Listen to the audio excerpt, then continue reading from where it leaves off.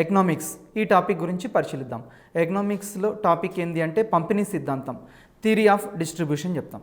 ఈ సిద్ధాంతము చాప్మన్ అభిప్రాయం ప్రకారం అంటే మనకు వివిధ ఆర్థికవేత్తలు ఇక్కడ చెప్పడం జరిగింది. ఒక ఆర్థికవేత్త చాప్మన్, ఇతని ప్రకారం ఏంటంటే ఉత్పత్తి ప్రక్రియలో పాల్గొన్నందుకు ఉత్పత్తి కారకాలకు పారితోషికంగా చెల్లించేదే ఇక్కడ పంపిణీ అని చెప్తాం. అంటే జనరల్గా ఉత్పత్తి అంటే ఏంది, ఇన్పుట్స్ ఉపయోగించి అవుట్పుట్స్ తీసుకురావడాన్ని ఉత్పత్తి అంటాం. ఫర్ ఎగ్జాంపుల్ ఇన్పుట్గా మనము ఇప్పుడు ఒక కరెంట్ తయారు చేయాలనుకోండి, పవర్ తయారు చేయడానికి మనం ఇన్పుట్గా ఏం చేస్తాము, ఇక్కడ బొగ్గుని వీటిని ఉపయోగిస్తాం. వాటితో పాటు డీజిల్, ఇదన్నీ ఇన్పుట్ అవుతుంది. అవుట్పుట్ ఏమిటిది, ఇక్కడ పవర్ అనేది అవుట్పుట్.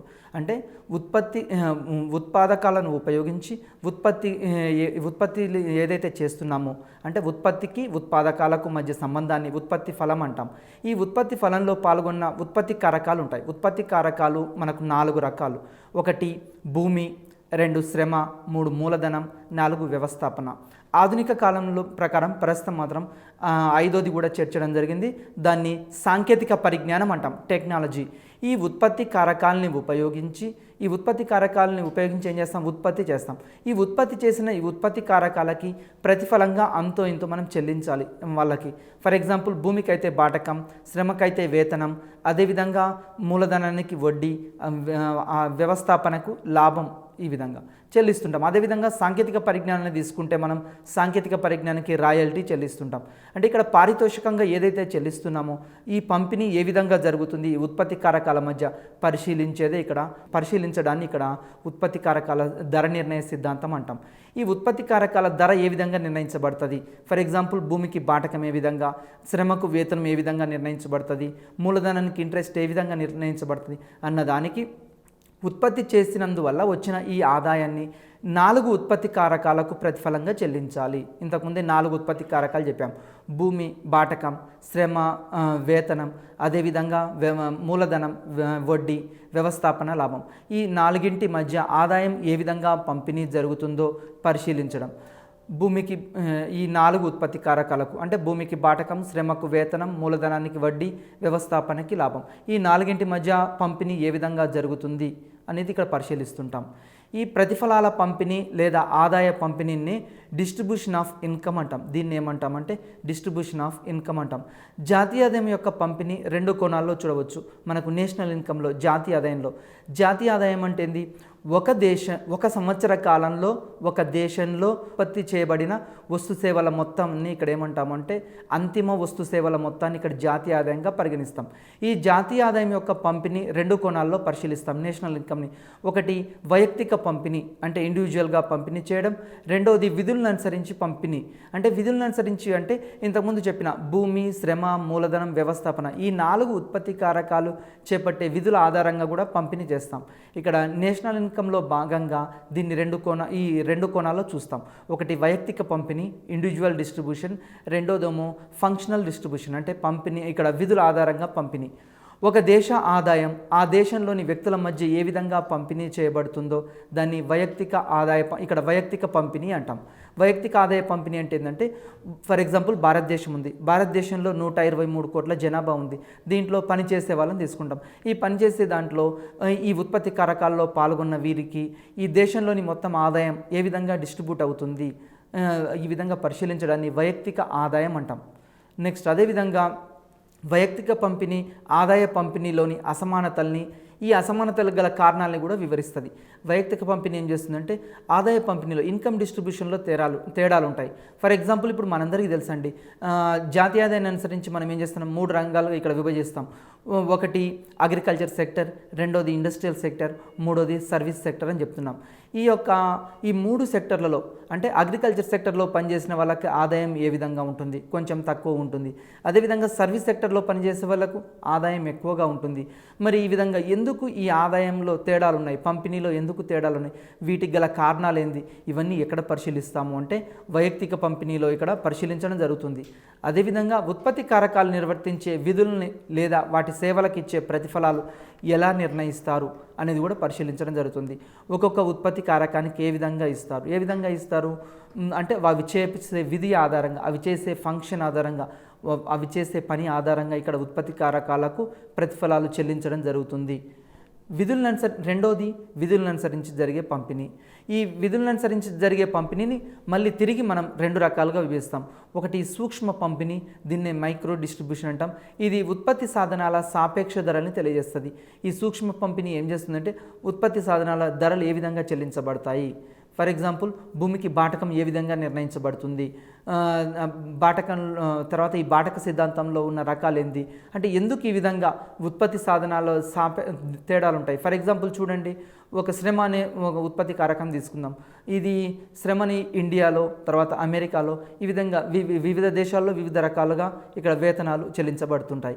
అంటే ఒక్కొక్క ఉత్పత్తి సాధనాల యొక్క సాపేక్ష ధరలు ఏ విధంగా తెలియజేస్తుందో పరిశీలించడాన్ని ఇండివిజువల్గా దాన్ని సూక్ష్మ పంపిణీ అంటాం. రెండవది స్థూల పంపిణీ. స్థూల పంపిణీ అంటే మొత్తం టోటల్గా తీసుకుంటాం. జాతీయ ఆదాయంలోని ప్రతి ఉత్పత్తి సాధనం ఎంత వాటా పొందుతుందో వివరిస్తుంది.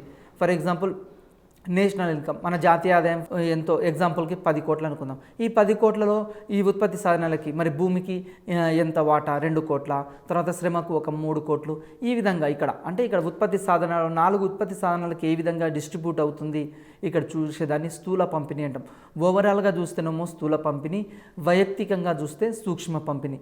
ఈ విధంగా ఎగ్జాంపుల్ మనకు వీటికి సంబంధించి మనకు ప్రీవియస్ క్వశ్చన్స్ అంటే ఇంతకుముందు చాప్టర్ల మీద కూడా ఒకసారి ఎగ్జామ్లో ఏ విధంగా క్వశ్చన్స్ అడిగారో ఒకసారి పరిశీలిద్దాం. డిమాండ్ సరఫరా సమానంగా ఉంటే వాటిని ఏ ధర అని ఆ ఎగ్జామ్లో అడగొచ్చు.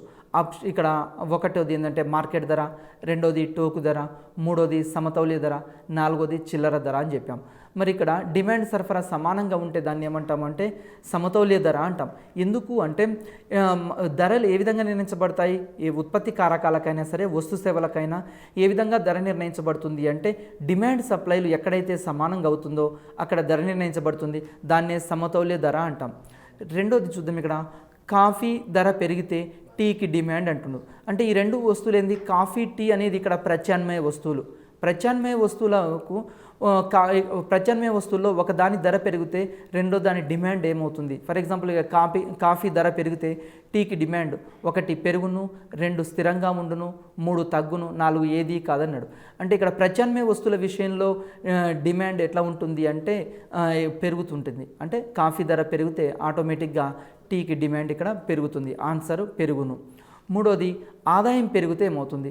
ఆదాయం పెరిగితే జనరల్గా మనకు చూడండి, ఆదాయం పెరిగితే 1 సరఫరా పెరుగును, 2 సరఫరా తగ్గును, 3 డిమాండ్ పెరుగును, 4 డిమాండ్ తగ్గును. ఇక్కడ డిమాండ్ పరంగా ఆలోచిస్తున్నాం. ఆదాయానికి డిమాండ్కు ఏ విధమైన సంబంధం ఉంది, ఆదాయానికి డిమాండ్కి ఏ విధమైన సంబంధం ఉంటుంది. జనరల్గా మామూలు వస్తువుల విషయంలో, సాధారణ వస్తువుల విషయంలో అయినా సరే, సాధారణ వస్తువుల విషయంలో ఎట్లా ఉంటుంది, ఆదాయం పెరిగితే డిమాండ్ పెరుగుతుంది, ఆదాయం తగ్గితే డిమాండ్ తగ్గుతుంది. ఆదాయానికి డిమాండ్కు ఇక్కడ ఏ సంబంధం ఉంటుంది అంటే అనులోమ సంబంధం ఉంటుంది. అందుకోసమే డిమాండ్ రేఖ ఎట్లా ఉంటుంది అంటే సాధారణ వస్తువుల విషయంలో ఎడమ నుండి కుడికి పైకి వాలి ఉంటుంది. దీన్నే ధనాత్మక సంబంధం అని చెప్తాం. నెక్స్ట్ అదేవిధంగా డిమాండ్ కన్నా సరఫరా పరిమాణం తక్కువగా ఉన్నప్పుడు ధరలు ఏ విధంగా ఉంటాయి అంటే డిమాండ్ గ్రేటర్ దాన్ సప్లై. ఇక్కడ డిమాండ్ కన్నా సరఫరా పరిమాణం తక్కువ ఉంది, డిమాండ్ ఎక్కువ ఉంది, సరఫరా తక్కువ ఉంది. డిమాండ్ ఎక్కువ ఉంది, డిమాండ్ గ్రేటర్ దాన్ సప్లై అంటున్నాం. అంటే సప్లై ఏమో తక్కువ ఉంది, డిమాండ్ ఎక్కువ ఉంది. ఫర్ ఎగ్జాంపుల్ ఒక ఎగ్జామ్ నడుస్తుందండి, అక్కడ పెన్స్ 5 ఉన్నాయి, 10 మంది వెళ్ళారనుకోండి. 10 మంది వెళ్తే ఏమవుతుంది, సప్లై ఏమో తక్కువ ఉంది, మరి అక్కడ కోరుకునే వాళ్ళు ఎక్కువ మంది అయ్యారు. అప్పుడు ఏమవుతుంది, ధరలు ఏమవుతాయి, ధర 1 తగ్గును, 2 మార్పు ఉండదు, 3 మారును, 4 పెరుగును. ఎప్పుడైనా సరే సరఫరా తక్కువ ఉండి డిమాండ్ ఎక్కువగా ఉంటే ధర ఏమవుతుందంటే ధర పెరుగుతుంది. సరఫరా రేఖ అంటే సప్లై రేఖ ఏ విధంగా ఉంటుంది అన్నాడు. నెంబర్ 1 ఎక్స్ అక్షానికి సమాంతరంగా ఉండును. నెంబర్ 2 ఎడమ నుండి కుడికి పైకి పోవును. 3 కుడి నుండి ఎడమకు పోవును, వై అక్షమునకు లంబంగా ఉండును. ఇక్కడ సరఫరా రేఖ ఎట్లా ఉంటుంది అంటే సప్లై రేఖ ఎట్లా ఉంటుంది అంటే ఎప్పుడైనా సరే ఎడమ నుండి కుడికి పైకి పోతుంది. ఎందుకు అంటే ఎడమ నుండి కుడికి పైకి పోయేది ఇక్కడ ధనాత్మక సంబంధం ఉంటుంది. నెక్స్ట్ ధరను దీనిలో చూపుతారు. ధరను జనరల్గా ఎలా చూపుతాం మనము, యూనిట్లలోన 1 యూనిట్లు, 2 సంఖ్య, 3 డబ్బు, 4 ఏది కాదు. ఇక్కడ ధరను జనరల్గా యూనిట్స్లో మనం తీసుకుంటూ ఉంటాం, యూనిట్లలో కొలుస్తుంటాం. నెక్స్ట్ క్వశ్చన్, వస్తువు యొక్క ధర ఎక్కువైతే, జనరల్గా వస్తువు యొక్క ధర ఎక్కువైతే డిమాండ్ 1 పెరుగుతుంది, 2 తగ్గుతుంది, 3 మార్పు ఉండదు, 4 ఏది కాదు. ఇక్కడ జనరల్ ఎగ్జాంపుల్ ఆలోచిద్దాం. ఫర్ ఎగ్జాంపుల్ టమాటాల ధర రూ. 10 నుంచి రూ. 20 అయిందనుకోండి, ఆటోమేటిక్గా మనం రెండు కేజీలు కొందామని మార్కెట్కి వెళ్తే ఇప్పుడు ధర పెరిగింది కాబట్టి ఏం చేస్తాం, 1 కేజీ కొంటాం. ఒకవేళ ధర రూ. 10 నుంచి రూపాయికి తగ్గిందనుకోండి, అప్పుడు మనం 2 కేజీలు కొందామని మార్కెట్కి పోయిన వాళ్ళం 5 కేజీలు కొంటాం. అంటే ఇక్కడ ధర ఎక్కువైతే డిమాండ్ తగ్గుతుంది, ధర తగ్గితే డిమాండ్ పెరుగుతుంది. అంటే ధరకు డిమాండ్కి ఇక్కడ విలోమ సంబంధం ఉంటుంది, ధరకు డిమాండ్కు విలోమ సంబంధం ఉంటుంది. డిమాండ్ రేఖ ఎట్లా ఉంటుంది, ఎడమ నుంచి కుడికి క్రిందికి వాలి ఉంటుంది. ఎగ్జామ్లో ఇది వెరీ వెరీ ఇంపార్టెంట్. నెక్స్ట్ అదేవిధంగా సెరిటస్ పారిబస్ అంటే ఇక్కడ మామూలుగా ఇతర మనం డిమాండ్కి వస్తువు యొక్క ధరకి డిమాండ్కి మధ్య సంబంధం పరిశీలించామనుకోండి, ఇతర కారకాలన్నీ స్థిరంగా ఉంటాయని ప్రమేయం చేస్తాం. అంటే మార్పు చెందకపోవడం, 1 మార్పు చెందకపోవడం, 2 కొద్దిగా మార్పు చెందడం, 3వది డిమాండ్ యొక్క ధరేతర నిర్ణయాంశాల్లో మార్పు, 4 పైవన్నీ. జనరల్గా ఏం చేస్తామంటే ఇక్కడ ఆన్సరు ఇతర అంశాల్లో మార్పు చెందకపోవడాన్ని ఇక్కడ సెటరిస్ పారిబస్ అంటాం. నెక్స్ట్ డబ్బు లేకుండా వస్తు సేవల మారకంను డాష్ అందరు. ఇప్పుడు డబ్బు లేదు మన చేతిలో, ఫర్ ఎగ్జాంపుల్ మనకు గోధుమలు కావాలని మన దగ్గర వరి ధాన్యం ఉందనుకోండి, వరి ధాన్యం ఇచ్చి గోధుమలు తీసుకోవడాన్ని ఇక్కడ ఏమంటున్నామను, నెంబర్ 1 వస్తు మార్పిడి పద్ధతి, నెంబర్ 2 ధర విధానము, నెంబర్ 3 ముందర విధానం, నెక్స్ట్ సామ్యవాద విధానం. ఇక్కడ ఏంటిది అంటే ఆన్సరు వస్తు మార్పిడి పద్ధతి, బార్టర్ సిస్టమ్ అంటాం. అంటే వస్తువులు మార్చుకోవడాన్ని, ఇక్కడ ఎక్స్చేంజ్ చేయడాన్ని, గూడ్స్ ఎక్స్చేంజ్ చేయడాన్ని బార్టర్ సిస్టమ్ అంటాం. ఉత్పత్తి కారకాల ధర నిర్ణయం ఏ విధంగా జరుగుతుంది ఒకసారి పరిశీలిద్దాం. వస్తు సేవల ఉత్పత్తిలో పాల్గొనే కారకాలను ఉత్పత్తి కారకాలు అంటాం. అంటే వస్తు సేవల ఉత్పత్తిలో ఏవైతే పాల్గొంటున్నాయో వాటిని ఉత్పత్తి కారకాలు అంటాం. అవి మనకు తెలుసు, 1 భూమి, 2వది శ్రమ, 3వది మూలధనం, 4వది వ్యవస్థాపన. ఈ ఉత్పత్తి కారకాల ధర ఏ విధంగా ఉంటుంది. నెక్స్ట్ ఉత్పత్తి కారకాల ఆధారంగా ఉత్పత్తి చేయబడేవి ఏమవుతాయి, వినియోగ వస్తువులు ఉత్పత్తి చేయబడతాయి. ఈ వినియోగ వస్తువుల్ని ప్రథమ శ్రేణి వస్తువులు అంటారు. వినియోగ వస్తువులు జనరల్గా ప్రథమ శ్రేణి వస్తువులు ఎందుకంటామంటే వీటి ఉత్పత్తి కోసం ఉత్పత్తి కారకాల డిమాండ్ ఏర్పడుతుంది. ఎందుకు ప్రథమ శ్రేణి అంటే ఈ వినియోగ వస్తువులు ఏం చేయొచ్చు, మనం డైరెక్ట్గా ఉపయోగించవచ్చు. ఫర్ ఎగ్జాంపుల్ పేస్ట్ ఉందని మనం డైరెక్ట్గా బ్రష్ చేసుకోవచ్చు, సోప్ ఉంది డైరెక్ట్ యూజ్ చేయొచ్చు. ఈ విధంగా అంటే వినియోగ వస్తువులు ఉత్పత్తి కారకాల ఆధారంగా వినియోగ వస్తువుల్ని ఉత్పత్తి ఈ వినియోగ వస్తువులు ఏమంటామంటే ప్రథమ శ్రేణి వినియోగ వస్తువులు అంటాము. ఉత్పత్తిలో వినియోగించిన ఉత్పత్తి కారకాలకు ప్రతిఫలాలు ఏ విధంగా చెల్లిస్తాం. మనకి ఎగ్జామినేషన్ పాయింట్ ఆఫ్ వ్యూలో బిట్ ఎట్లా అడుగుతాడంటే ఉత్పత్తి కారకాలకు ప్రతిఫలాలు దేంట్లో చెల్లిస్తామని అడుగుతాడు. ఇక్కడ మ్యాచ్ ద ఫాలోయింగ్లో ఎక్కువగా ఇస్తుంటాడు. మనం అభ్యర్థులు మంచిగా గుర్తుంచుకోవాల్సిన అంశం ఏంటంటే ఇది very very important. Match the ఫాలోయింగ్లో ఇస్తాడు. భూమికి మనకు తెలుసు బాటకం, శ్రమకు వేతనం, మూలధనానికి వడ్డీ, వ్యవస్థాపనకు లాభం. అదేవిధంగా 5వ ఉత్పత్తి కారకం ఇచ్చాడు అనుకోండి, సాంకేతిక పరిజ్ఞానం, దానికి రాయల్టీ. ఈ విధంగా ఇక్కడ మ్యాచ్ ద ఫాలోయింగ్లో ఇస్తాడు, చాలాసార్లు అడిగాడు ఈ బిట్. నెక్స్ట్ పంపిణీ 2 రకాలు. మనం పంపిణీని 2 రకాలు, 1 వైయక్తిక పంపిణీ, 2వది విధులను అనుసరించి పంపిణీ అని చెప్పాం. వైయక్తిక పంపిణీలో జాతీయ ఆదాయంలో వ్యక్తుల మధ్య ఆదాయం ఏ విధంగా పంపిణీ చేయబడుతుంది అంటే ఒక్కొక్కరి ఆదాయం పరిశీలిస్తే, ఇండివిజువల్గా పరిశీలిస్తే ఇది వైయక్తిక పంపిణీ అంటాం. 2వది విధులను అనుసరించి పంపిణీ అంటే ఉత్పత్తి కారకాలు నిర్వహించే విధుల ఆధారంగా వాళ్ళు చేసే పని ఆధారంగా ఇక్కడ పంపిణీ చేయబడితే దాన్ని ఇక్కడ విధులను అనుసరించి పంపిణీ అంటాం. ఈ విధులను అనుసరించి పంపిణీ కూడా 2 రకాలని చెప్పాం. దీంట్లో ఒకటి సూక్ష్మ పంపిణీ అంటే ఇక్కడ కారకాల సాపేక్ష ధరల్ని తెలుపుతుంది. అంటే భూమికి ఏమిస్తాం, బాటకము, శ్రమకు వేతనము, అదేవిధంగా మూలధనానికి వడ్డీ, వ్యవస్థాపనకు లాభం. ఈ విధంగా ఇది సూక్ష్మ పంపిణీ అంటాం. 2వది స్థూల పంపిణీ అంటే జాతీయ ఆదాయం మొత్తంలో ఉత్పత్తి కారకాల సమిష్టి వాటా ఎంత ఉంది, భూమి వాటా ఎంత ఉంది, బాటకం వాటా ఎంత ఉంది, వేతనానికి ఎంత ఉంది, వడ్డీ ఎంత ఉంది. ఈ విధంగా ఉత్పత్తి కారకాలు 4 ఉత్పత్తి కారకాల యొక్క వాటా ఎంత ఉందో పరిశీలిస్తే దాన్ని స్థూల పంపిణీ అంటాం. దీని ఆధారంగా చేసుకొని మనకు ఒక సిద్ధాంతం ఉందండి, ఉపాంత ఉత్పాదక పంపిణీ సిద్ధాంతం. మనకి ఎగ్జామినేషన్ పాయింట్ ఆఫ్ వ్యూలో క్వశ్చన్ ఎట్లా అడుగుతాడు అంటే ఉపాంత ఉత్పాదక పంపిణీ సిద్ధాంతాన్ని ప్రతిపాదించింది ఎవరు అని ఇస్తాడు. ఇక్కడ వెరీ వెరీ ఇంపార్టెంట్. ఈ సిద్ధాంతాన్ని ప్రతిపాదించింది జేబీ క్లార్క్, తర్వాత విక్స్టెడ్, జీవాన్స్, 3 ప్రతిపాదిస్తారు. మరి ఎగ్జామినేషన్ పాయింట్ ఆఫ్ వ్యూలో ఎట్లా ఇస్తారంటే ఇక్కడ option A J B Clark, option B Adam Smith, option C Ricardo, option D ఏది కాదని ఇస్తాడు. ఇక్కడ ఉపాంత ఉత్పాదక పంపిణీ సిద్ధాంతాన్ని ఎవరు ప్రతిపాదించారంటే జేబీ క్లార్క్. ఇక్కడ మనకి ఇచ్చిన ఆప్షన్ని బట్టి మనకి ఉపాంత ఉత్పాదక సిద్ధాంతం ప్రకారం ఒక ఉత్పత్తి కారకానికి చెల్లించే ధర కానీ ఉపాంత ఉత్పాదక ధర దేని మీద ఆధారపడి ఉంటుంది అంటే దాని యొక్క ఉపాంత ఉత్పాదకతపై ఆధారపడి ఉంటుంది. ఫర్ ఎగ్జాంపుల్ భూమికి బాటకం ఎట్లా నిర్ణయించబడుతుంది అంటే దాని యొక్క ఉత్పత్తి ఆధారంగా. ఉపాంత ఉత్పత్తి అంటే ఏంటంటే అదనంగా మనం ఎంత ఉత్పత్తి చేయబడుతున్నామో. ఫర్ ఎగ్జాంపుల్ 10 మంది శ్రామికుల్ని నియమించి 100 వస్తువులు ఉత్పత్తి చేసామండి. 11వ శ్రామికుని తీసుకుంటే 102 వస్తువులు ఉత్పత్తి అనుకోండి. చివరికి ఉత్పత్తి ఇక్కడ ఎంత? 102 మైనస్ 100 అంటే 2. ఈ 2 అనేది ఏంటంటే ఉపాంత ఉత్పాదకత అంటాం. దీని ఆధారంగా ఇక్కడ ఉత్పత్తి కారకాల యొక్క ధర అనేది నిర్ణయించబడుతుంది. ఉపాంత ఉత్పత్తి ఆధారంగా ధర నిర్ణయించబడుతుందని జేబీ క్లార్క్ ఇక్కడ ప్రతిపాదించడం జరిగింది. దీంట్లో మొత్తం భౌతిక ఉత్పత్తి అంటే శ్రామికుల వల్ల జరిగిన మొత్తం ఉత్పత్తి. మనం ఒక 10 మంది శ్రామికులను ఉపయోగించి ఎంత ఉత్పత్తి చేశామో దాన్ని మొత్తం భౌతిక ఉత్పత్తి అంటాం. రెండోది మొత్తం రాబడి అంటే మనం ఉత్పత్తి ఫర్ ఎగ్జాంపుల్ ఒక 100 వస్తువులు ఉత్పత్తి అయినాయి. ఈ 100 వస్తువులు ఉత్పత్తి అయినప్పుడు వాటి ధర 10 రూపాయలు అనుకోండి. 100 × 10 అంటే 100 వస్తువులు ఉత్పత్తి అయినాయి. ఒక్కొక్క వస్తువు యొక్క ధర 10 రూపాయలు. 100 × 10 ఎంత? 100 10ల 1000 రూపాయలు. అంటే ఇక్కడ ఏం చేస్తున్నాం, మొత్తం రాబడి ఎట్లా వస్తుంది అంటే ఉత్పత్తి అయిన భౌతిక వస్తువులని వాటి ధరతోటి గుణకారం చేస్తే ఏమవుతుంది అంటే మొత్తం రాబడి తెలుస్తుంది. మొత్తం రాబడి తెలవాలి అంటే మొత్తం భౌతిక ఉత్పత్తి ఇంటూ ధర. నెక్స్ట్ మూడోది సగటు భౌతిక ఉత్పత్తి, యావరేజ్ ప్రోడక్ట్ అంటాం. ఈ యావరేజ్ ప్రోడక్ట్ ఎట్లా తెలుస్తుంది మనకు? మొత్తం ఉత్పత్తి బై శ్రామికులు. ఫర్ ఎగ్జాంపుల్ మనకు 100 వస్తువులు ఉత్పత్తి అయ్యాయని చెప్పాం. ఈ 100 వస్తువులు ఉత్పత్తి అయినప్పుడు 100 బై ఎంతమంది శ్రామికులు నియమించాము? 10 మంది శ్రామికులు నియమించాము. 100 బై 10 అంటే 100 భాగాహారం 10 అంటే కొట్టేస్తే ఎంత వస్తుంది అంటే 10 వస్తుంది. ఈ 10 అనేది ఇక్కడ సగటు యావరేజ్గా. అంటే ఒక్కొక్క కార్మికుడు ఎన్ని వస్తువులు ఉత్పత్తి చేశాడు? 10 వస్తువులు ఉత్పత్తి చేశాడు. 10 మంది శ్రామికులు కలిసి ఎన్ని వస్తువులు ఉత్పత్తి చేశారు? ఇక్కడ 100 వస్తువులు ఉత్పత్తి చేశారు. దీన్ని సగటు భౌతిక ఉత్పత్తి అంటాం.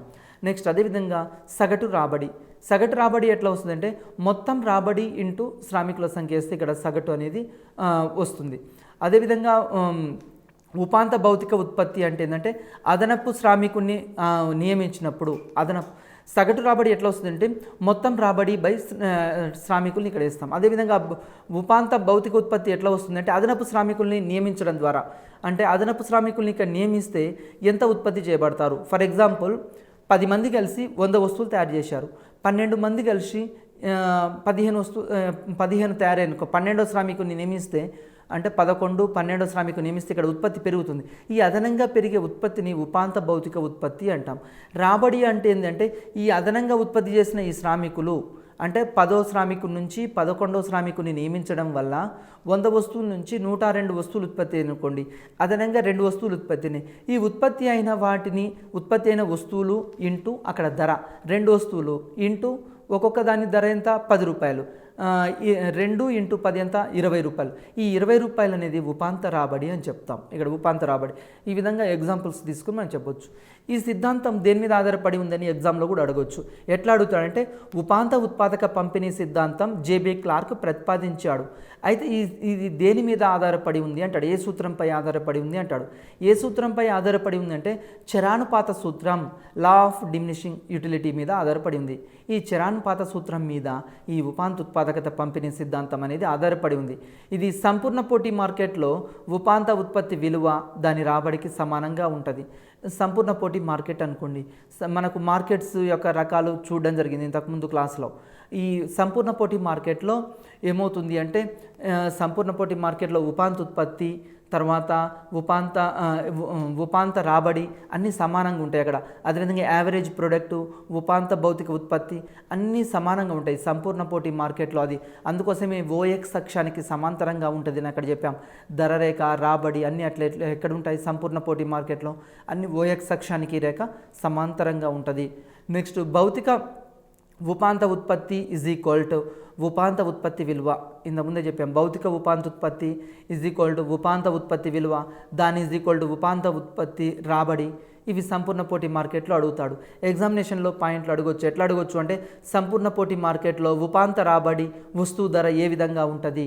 ఆప్షన్ ఏ ఆ, ఇక్కడ ఇస్తుంటాడు ఎక్కువ తక్కువ ఎట్లా ఇస్తుంటాడు. ఉపాంత రాబడి కంటే వస్తువు ధర ఎక్కువ ఉంటుంది, ఉపాంత రాబడి కంటే వస్తువు ధర తక్కువ ఉంటుంది, ఉపాంత రాబడికి ధరకు సమానంగా ఉంటుంది, ఏది కాదని ఇస్తాడు. ఇక్కడ ఉపాంత రాబడి వస్తువు ధర ఎట్లా ఉంటుంది అంటే సమానంగా ఉంటుంది.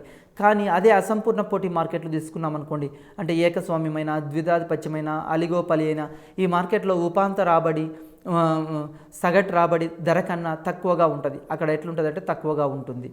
ఈ విధంగా ఎగ్జామ్లో ఇక్కడ బిట్ అడగడానికి అవకాశం ఉంది కాబట్టి జాగ్రత్తగా ఇక్కడ చదువుకోవాలి. నెక్స్ట్ బాటక సిద్ధాంతం. మనకు ఉత్పత్తి కారకాలు 4 అని చెప్పాం. దీంట్లో మొట్టమొదటి ఉత్పత్తి కారకం ఏంటి అంటే భూమి. ఈ భూమికి సంబంధించి బాటకం ఏ విధంగా, భూమికి ప్రతిఫలంగా ఏం చెల్లించబడుతుంది, బాటకం చెల్లించబడుతుంది. ఈ బాటక నిర్ణయ సిద్ధాంతాలు ఇక్కడ అంటే వివిధ ఆర్థికవేత్తలు ప్రతిపాదించడం జరిగింది. దానిలో ఒకసారి పరిశీలిద్దాం. ఉత్పత్తిలో పాల్గొన్నందుకు భూమికి చెల్లించే ప్రతిఫలాన్ని ఇక్కడ బాటకం అంటాం. ఈ భూమి అనేది ప్రకృతి సిద్ధంగా ప్రతిపాదించబడింది. దాని భూమి ఎవరైతే కలిగి ఉంటారో ఆ భూ యజమానికి లభించే దాన్ని ఇక్కడ ప్రతిఫలం అంటాం. ఈ ప్రతిఫలాన్నే బాటకం అని మార్షల్ ఇక్కడ తెలిపాడు. మార్షల్ భూమికి ప్రతిఫలంగా ఏమొస్తుంది, బాటకం వస్తుందని ఇక్కడ మార్షల్ చెప్పడం జరిగింది. బాటకం 2 రకాలు. ఒకటేమో ఒప్పంద బాటకము, కాంట్రాక్ట్ రెంట్ అని చెప్తాము. అంటే భూస్వామికి నియమిత కాలంలో చెల్లించే మొత్తం. ఫర్ ఎగ్జాంపుల్ మనం కౌలుకి ఇస్తుంటాం అప్పుడప్పుడు భూమిని 1 ఇయర్కి 2 ఇయర్స్కి ఇట్లా కౌలుకి. అదేవిధంగా ఇల్లు ఉందనుకోండి, ఇంటిని కూడా మనము రెంట్కి ఇస్తుంటాము. అప్పుడప్పుడు అపార్ట్మెంట్స్ని వీటిని కూడా కొన్ని ఫ్లాట్స్ని లీజుకి కూడా ఇస్తుంటాం.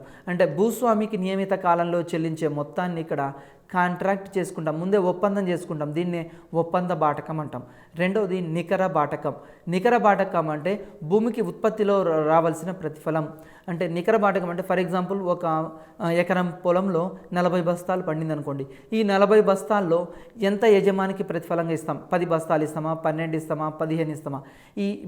దీన్ని ఏమంటామంటే నికర బాటకం అంటాం, ఇట్లా ప్రతిఫలంగా ఇచ్చేది. బాటక సిద్ధాంతాల్లో నెంబర్ 1 సిద్ధాంతం రికార్డో బాటక సిద్ధాంతం. ఇది చాలాసార్లు ఎగ్జామ్లో అడగడానికి అవకాశం ఉంది, ఎక్కువగా అడుగుతుంటాడు. మొట్టమొదటగా బాటక సిద్ధాంతాన్ని ప్రతిపాదించింది ఎవరంటే సాంప్రదాయ ఆర్థికవేత్త అయిన డేవిడ్ రికార్డో ప్రతిపాదించడం జరిగింది. డేవిడ్ రికార్డో ప్రకారం భూమికి బాటకం ఎందుకు ఇవ్వాలి అని ఎగ్జామ్లో క్వశ్చన్ అడగవచ్చు. భూమికి అసలు బాటకం ఎందుకు ఇవ్వాలి అంటే భూసారంలో తేడాల వల్ల బాటకం లభిస్తుంది అంటాడు డేవిడ్ రికార్డో. డేవిడ్ రికార్డో ప్రకారం భూమికి బాటకం ఎందుకు ఇస్తాము అంటే భూసారంలో తేడాల వల్ల. ఫర్ ఎగ్జాంపుల్ మనకు భూమి ఉందనుకోండి, భూమి ఫర్ ఎగ్జాంపుల్ 2 కార్లు పండితే ఒక రకమైన బాటకం ఉంటుంది. తర్వాత అంటే ఇక్కడ ఒక కారు పండితే ఒక రకం, అంటే ఇక్కడ భూసారాన్ని బట్టి మంచి భూములు అనుకోండి, మంచి భూములకు ఒక రకమైన బాటకము, తర్వాత దానికంటే కొద్దిగా నాణ్యత తక్కువ ఉన్న వాటికి తక్కువ రకం బాటకము. అందుకోసం ఇక్కడ డేవిడ్ రికార్డ్ ఏం చేశాడంటే తన సిద్ధాంతంలో భూముల్ని కొన్ని రకాలుగా వర్గీకరించాడు. ఏ గ్రేడ్ భూమి, బి గ్రేడ్ భూమి, సి గ్రేడ్ భూమి.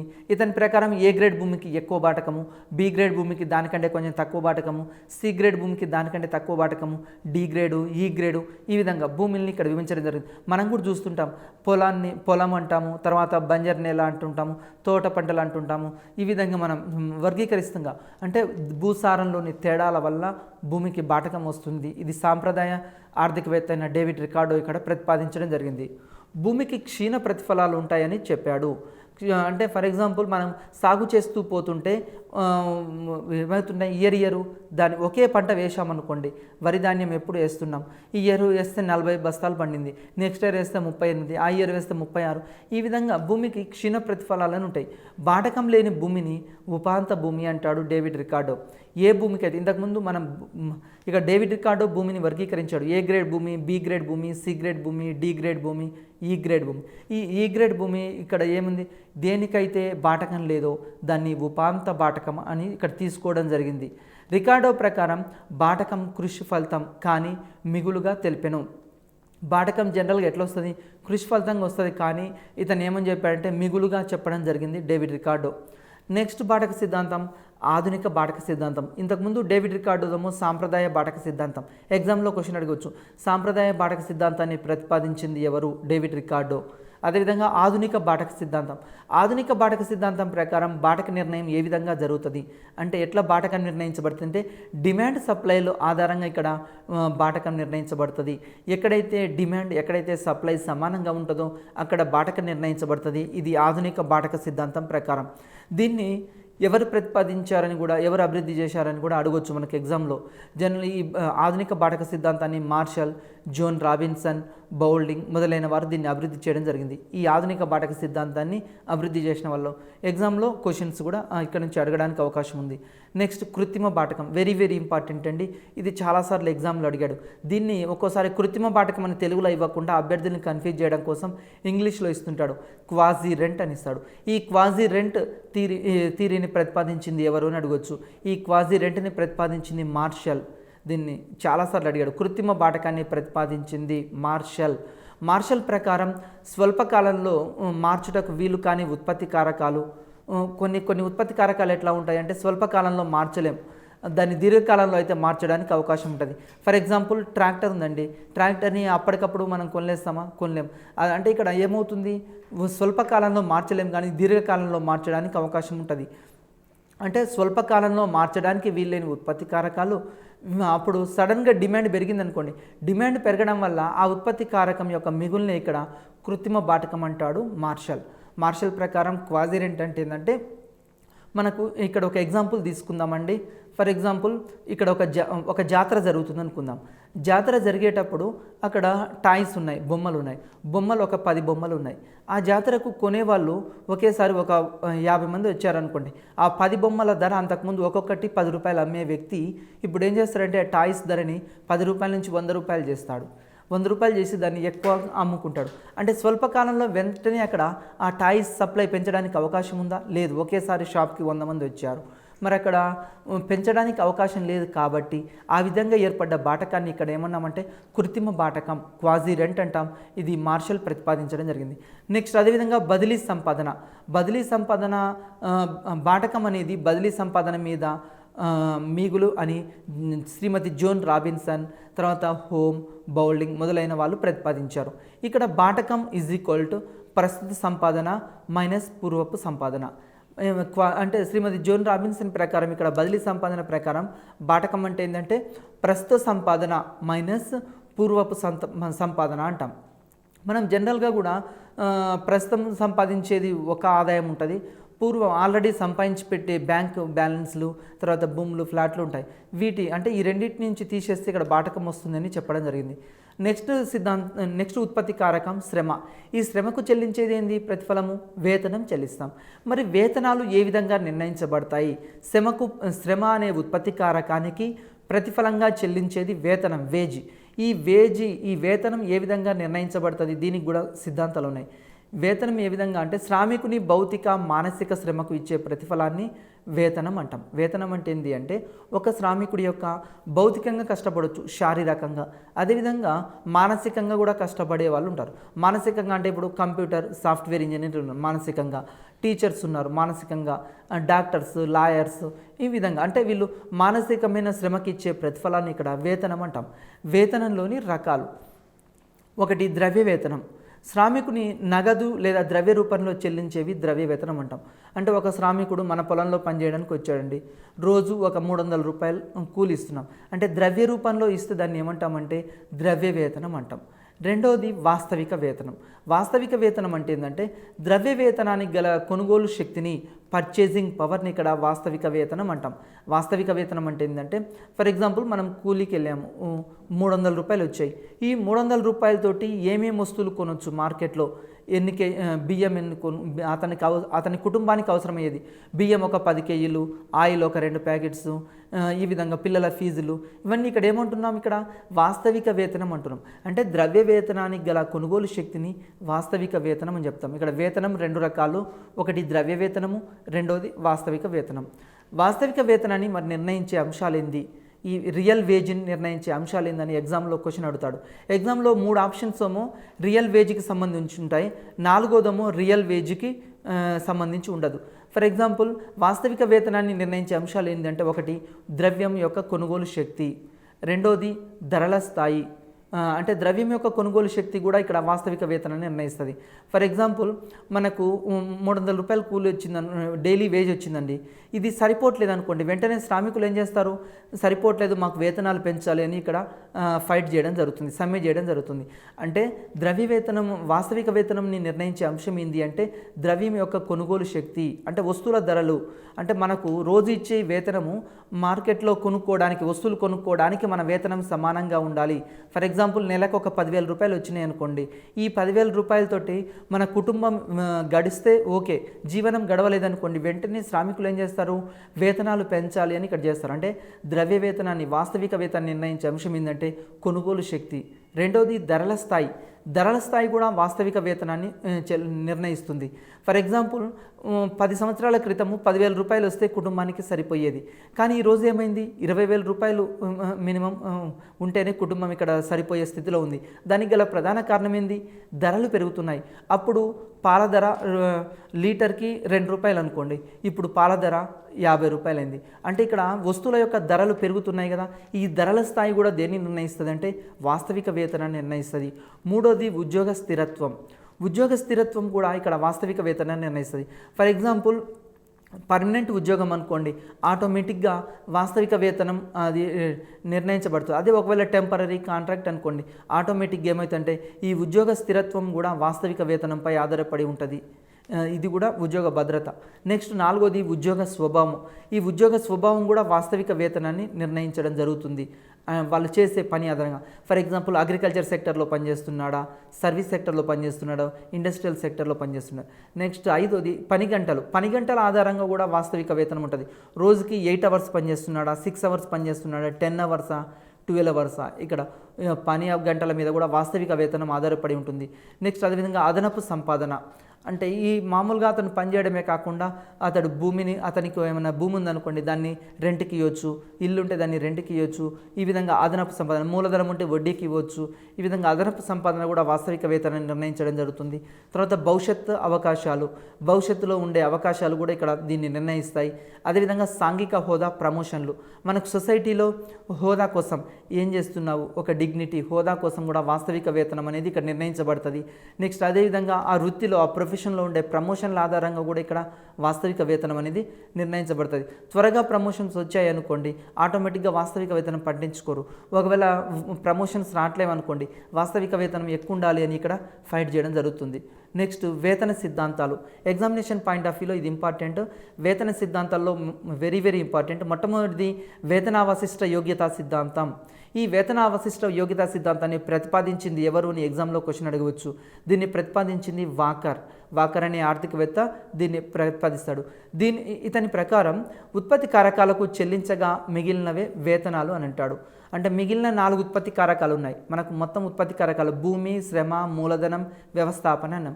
ఈ 3 ఉత్పత్తి కారకాలు పోను ఈ యొక్క ఎంతైతే మిగులుతుందో ఆ మిగిలిన దాన్ని వేతనము అని చెప్తాడు ఇతడు. వేతనావశిష్ట యోగ్యతా సిద్ధాంతం ఎగ్జామ్లో మనకు మ్యాచ్ ద ఫాలోయింగ్లో అడుగుతుంటాడు.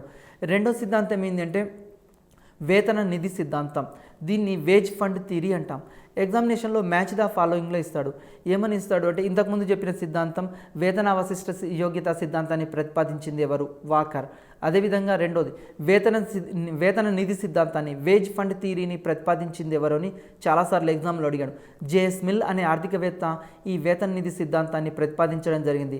దీని ప్రకారము శ్రామికుల యొక్క వేతనాల కోసం ఎంతైతే కేటాయిస్తామో దాన్ని చరమూలధన వేతన నిధి అంటాం. ఫర్ ఎగ్జాంపుల్ ఇప్పుడు మనం ఒక ఇల్లు కట్టిస్తున్నాం అనుకోండి, ఇల్లు కట్టించేటప్పుడు ఏం చేస్తాము, శ్రామికులు డైలీ లేబర్కి ఎంత కూలి ఇవ్వాలి అని పక్కన పెట్టుకుంటాం. ఈ పక్కన పెట్టుకునే దాన్ని ఇక్కడ ఏమంటామంటే వేతన నిధి అంటాం. అదేవిధంగా లేకుంటే ఒక ఫ్యాక్టరీ ఉందండి, ఫ్యాక్టరీలో వేతనాలకు ఎంత ఇవ్వాలి, ఒక 50 కోట్లు ఇవ్వాలి. అదేవిధంగా మిగతా ఉత్పత్తి కార్యకలాపాలకు ఎంత ఇవ్వాలి. ఈ విధంగా మొదలే ఒక ఫండ్ ఏర్పాటు చేసుకుంటాం. దీని నుండి వేతనాలు చెల్లించడం జరుగుతుంది. ఈ వేజ్ ఫండ్ థియరీని ప్రతిపాదించింది జేఎస్ మిల్. ఇతని ప్రకారం ఏం చేస్తాడు అంటే ఒక వేతన నిధి అనేది ఉంటుంది, దాన్ని ఏర్పాటు చేసుకుంటారు, వ్యవస్థాపకుడు ఏర్పాటు చేసుకుంటాడు, దాంట్లో నుంచి వేతనాలు చెల్లించడం జరుగుతుంది. నెక్స్ట్ మూడోది కనీస వేతనాలు. కనీస వేతనాలు అంటే ఏంటంటే ఇక్కడ జట్టు బేరం ద్వారా కార్మిక సంఘం నిర్ణయించే ప్రామాణిక రేటును కనీస వేతనం లేదా స్టాండర్డ్ రేట్ అంటాం. ఫర్ ఎగ్జాంపుల్ ఈరోజు ప్రతి కార్మికులకి కార్మిక సంఘాలు ఉన్నాయి. ప్రతి రంగంలో కార్మిక సంఘాలు ఉన్నాయి. ఈ కార్మిక సంఘాలు ఏం చేస్తుంటాయి? మినిమం వేజ్ కోసం ఫైట్ చేస్తుంటాయి. యజమానులేమో వేతనాలు తగ్గించాలని చూస్తారు, కార్మికులేమో వేతనాలు పెంచాలని చూస్తుంటారు. అయితే ఇక్కడ మినిమం వేజ్ ఎంతైతే నిర్ణయించబడుతుందో ఈ మినిమం వేజ్ని నిర్ణయించే దాన్ని ఇక్కడ ప్రామాణిక రేటు లేకుంటే కనీస వేతనం అంటాం. ఈరోజు కనీస వేతనం మనం చూద్దాము. పనికి ఉపాధి హామీ పథకం ఉంది. దాంట్లో కూడా మనం ఏం చేస్తాం, 100 రూపాయల నుంచి 150 రూపీస్, 180 రూపీస్ ఈ విధంగా పెంచాలి అని ఇక్కడ పెంచడం కోసం ప్రయత్నాలు జరిగాయి. అంటే ఇక్కడ ఏమవుతుందంటే మినిమం వేజ్ ఎంత ఉండాలి? రోజుకి 200 ఉండాలా, 300 ఉండాలా, 400 ఉండాలా? ఇది దేని మీద ఆధారపడి ఉంటుంది? దేని మీద ఆధారపడి ఉంటుంది అంటే ధరల మీద, వాస్తవిక వేతనం మీద ఆధారపడి ఉంటుంది. అంటే మనకు ఈ వేతనంతో కనీసం మన జీవనోపాధి కొనసాగించగలిగేది ఏ కనీస వేతనం అయితే మన జీవనోపాధిని కొనసాగించగలుగుతుందో దాన్ని కనీస వేతనం అంటాం. దీని ఆధారంగా నెక్స్ట్ వడ్డీ రేటు నిర్ణయ సిద్ధాంతాలు. దీని తర్వాత మూడోది ఏంటి? ఉత్పత్తి కారకం. నెంబర్ 1 భూమికి బాటకం. రెండోది శ్రమకి ఏంటిది? వేతనం. మూడోది ఏంది? మూలధనం. ఈ మూలధనానికి ఏం చెల్లిస్తాము? వడ్డీ చెల్లించడం జరుగుతుంది. మూలధనానికి వడ్డీ. ఈ వడ్డీ రేటు వడ్డీ రేటు ఏ విధంగా నిర్ణయించబడుతుంది? వడ్డీ రేటు నిర్ణయ సిద్ధాంతాలను కూడా ఎగ్జామ్లో అడుగుతాడు. మూలధన సేవలకు ప్రతిఫలంగా చెల్లించే దాన్ని వడ్డీ రేటు అంటాం. దీంట్లో నెంబర్ 1 స్థూల వడ్డీ. స్థూల వడ్డీ అంటే ఏంటంటే రుణగ్రహీత రుణదాతకి ఇచ్చే మొత్తం ప్రతిఫలం దీనిలో ఉంటాయి. దీని క్రింద దీనిలో ఈ క్రింది అంశాలు ఉంటాయి. అంటే ఎప్పుడైనా సరే ఒక వ్యక్తి దగ్గర అప్పు తెచ్చుకున్నాం అనుకోండి, ఎవరైతే అప్పు ఇచ్చారో అప్పు ఇచ్చిన వ్యక్తిని రుణదాత అంటాం. ఎవరైతే అప్పు తెచ్చుకున్నారో అప్పు తెచ్చుకున్న వ్యక్తిని రుణగ్రహీత అంటాం. రుణగ్రహీత రుణదాతకు చెల్లించే ఈ ప్రతిఫలాన్ని స్థూల వడ్డీ అంటాం. ఈ స్థూల వడ్డీలో ఈ క్రింది అంశాలు ఉంటాయి. ఒకటి నికర వడ్డీ, రెండోది నష్టభయానికి బీమా, మూడోది నిర్వహణ వ్యయం, నాలుగోది అసౌకర్యానికి ప్రతిఫలం. ఎందుకంటే నికర వడ్డీ అంటే ఏంటంటే మనకు నికర వడ్డీ ఉంటే మాత్రం మినిమం వడ్డీ ఉంటే మాత్రమే మనం ఇస్తాము. ఫర్ ఎగ్జాంపుల్ ఇక్కడ మినిమం వడ్డీ అనేది నికర వడ్డీ అనేది 2 రూపాయలు అనుకోండి. 2 రూపాయల కంటే తక్కువ ఇవ్వడానికి ఎవరు ముందుకు రారు. అంటే ఇక్కడ ఏదైతే మినిమం ఉంటుందో దాన్ని నికర వడ్డీ అంటాం. నెక్స్ట్ నష్టభయానికి బీమా. మన యొక్క మూలధనం ఉంది మన దగ్గర, ఆ మూలధనం మన దగ్గర పెట్టుకోకుండా ఎవరికైనా ఇచ్చామనుకోండి, ఎవరికైనా ఇస్తే ఏమవుతుంది? ఎవ్రీ మంత్ 1000 రూపాయలు, 2000, 5000, 10,000 ఇట్లా వడ్డీ అనేది వస్తుంది. అంటే మనము వేరే వారికి డబ్బు ఇచ్చినప్పుడు ఆ డబ్బు మరి జాగ్రత్తగా ఆ డబ్బుని మన దగ్గర ఉన్న డబ్బుని మనం త్యాగం చేసి వేరే వాళ్ళకి ఇచ్చాం. అదే మన దగ్గర ఉంటే ఆ డబ్బు ఏమవుతుంది? మనం వాటితోటి వస్తువులు కొనుక్కోవచ్చు, కానీ మనం ఇక్కడ త్యాగం చేసాం. ఆ విధంగా త్యాగం చేసి మరి ఆ డబ్బులు ఇచ్చిన తర్వాత వస్తాయో రావో, వడ్డీకి ఇచ్చామో వస్తాయో రావు, అంటే ఆ నష్ట భయానికి ఇక్కడ బీమాగా వడ్డీ అనేది చెల్లించబడుతుంది. మూడోది నిర్వహణ వ్యయం. నిర్వహణ వ్యయం అంటే మనము ఇక్కడ ఏదైనా ఒక మూలధనాన్ని ఇచ్చినప్పుడు ఆ మూలధనం యొక్క ఆ ఫ్యాక్టరీని మనం నిర్వహిస్తుంటాం. ఈ విధంగా నిర్వహణ వ్యయం మీద కూడా ఇది ఆధారపడి ఉంటుంది వడ్డీ. నెక్స్ట్ అసౌకర్యానికి ప్రతిఫలం. అంటే మనము డబ్బు వేరే వాళ్ళకి ఇచ్చాం. డబ్బు వేరే వాళ్ళకి ఇచ్చినప్పుడు మనకేమవుతుంది? మన దగ్గరే డబ్బులు ఉంటే మనం డ్రెస్ కొనుక్కోవచ్చు, లేకుంటే కూరగాయలు కొనుక్కోవచ్చు, లేకుంటే షాపింగ్ చేయొచ్చు. ఈ విధంగా అంటే మనము కొంత అసౌకర్యానికి గురవుతున్నాం. ఈ అసౌకర్యానికి గురైనందుకు ప్రతిఫలంగా ఇక్కడ ఏమిస్తుంటారు అంటే వడ్డీ అనేది ఇస్తుంటారు. ఈ వడ్డీ రేటు నిర్ణయ సిద్ధాంతాలు ఉన్నాయి. Very very important. ఈ సిద్ధాంతాలని ఎగ్జామ్లో మ్యాచ్ ద ఫాలోయింగ్లో అడుగుతుంటాడు. ఒకటి కాలాభిరుచి వడ్డీ రేటు సిద్ధాంతం అంటాం. దీన్ని time preference theory of interest అంటాం. దీన్ని ఏంజెల్ మనస్తత్వ వినియోగ సిద్ధాంతం, ఏంజెల్ ప్రతిపాదించిన మనస్తత్వ వినియోగ సిద్ధాంతం. తర్వాత బాంబర్గ్ భావాల ఆధారంగా ఫిషర్ దీన్ని అభివృద్ధి చేశాడు. ఈ కాలాభిరుచి వడ్డీ రేటు సిద్ధాంతాన్ని అభివృద్ధి చేసింది ఎవరు అంటే ఎగ్జామ్లో అడుగుతాడు. ఎవరు అభివృద్ధి చేశారు? ఫిషర్ అభివృద్ధి చేశాడు. మరి ఇది దేని మీద ఆధారపడి ఉంది? ఏంజెల్ ప్రతిపాదించిన మనస్తత్వ సిద్ధాంతం మీద ఆధారపడి ఉంది. అదే మనస్తత్వ సిద్ధాంతం అంటే వినియోగ సిద్ధాంతము, అదేవిధంగా బాంబర్గ్ ప్రతిపాదించిన భావనల ఆధారంగా ఈ ఫిషర్ ఏం చేశాడంటే కాలాభిరుచి వడ్డీ రేటు సిద్ధాంతాన్ని ఇక్కడ ప్రతిపాదించడం జరిగింది.